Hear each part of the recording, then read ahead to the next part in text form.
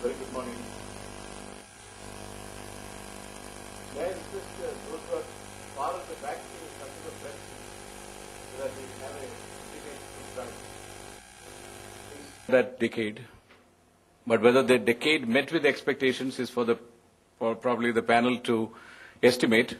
But I think there was considerable consternation and anxiety as the decade ended, with a slew of legislations now coming in, which will change the landscape of higher education, with a new authority which will be formed. Parliament has been already discussing this bill. The Right to Education Act is in place. The foreign universities' entry is more or less getting cleared to set up campuses in India. And therefore, we have great expectations in this decade too. One of the key sentences of this UPA 1 and 2 government and most of the state governments now have been about inclusive growth. So I think the higher education is also beginning to use this word inclusive in a more meaningful context. I think this panel, which is going to discuss about the flexible education practices, reflect this thinking of being more inclusive. I've seen a picture in one of the brochures related to this conference, which has underlined democratizing education. Technology has already democratized our access, whether it is Gutenberg or Google or the Wikipedia or all the sites which have come as a result of the Wikinomics have proved that access has really improved through technology, the web-based systems. But in terms of the people, when we look at the gross enrollment ratio, which the Pro-Vice Chancellor of IGNOU would probably refer to that, the UGC report says that we are somewhere around 10% or 11%, 12%. And our expectation is to reach 15.5%. 5%, yeah. And we are also going to an economy, as per the recent Edelweiss report, which has been released by Pranabda recently, which says that we will be at $4.6 trillion economy by 2020. And the sweet spot of India's youth, which approximately with a median age of 29, would reach the largest number by 2050.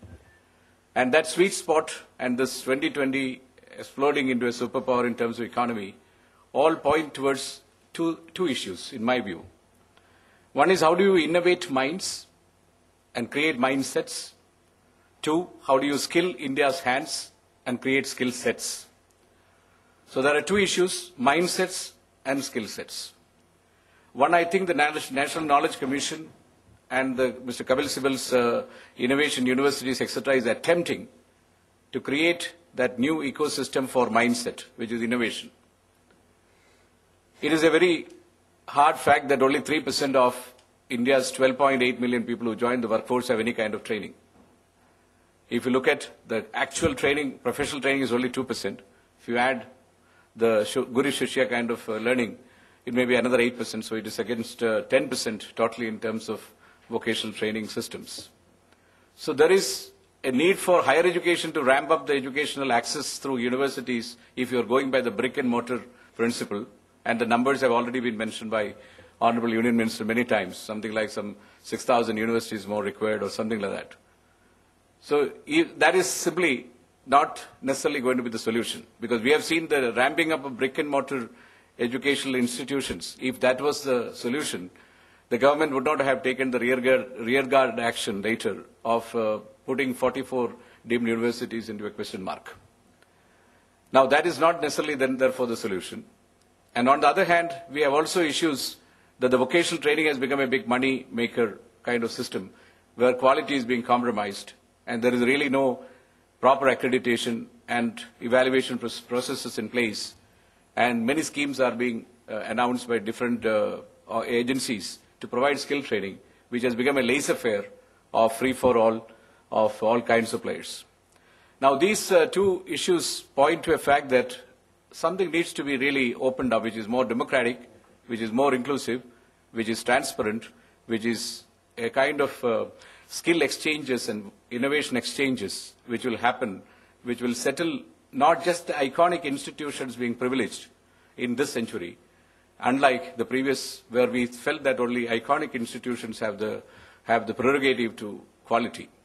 I believe quality is need to get democratized. Education need to get democratized, and technology will therefore play a very important role.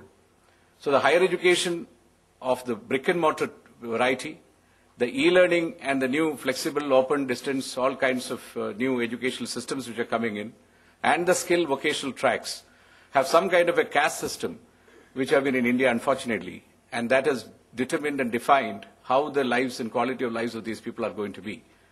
If the institutions, as I put after my PhD, I put very proudly IIT Delhi, and therefore I should definitely take pride. But I believe that is not going to be the next decades ahead. We need to have people, need to have the quality education from a larger number of institutions.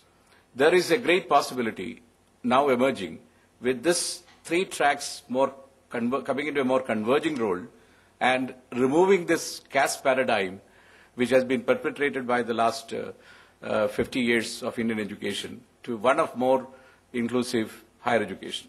I believe we have an excellent panel to debate on these issues, and I would you said you are going to introduce each one, or? Okay.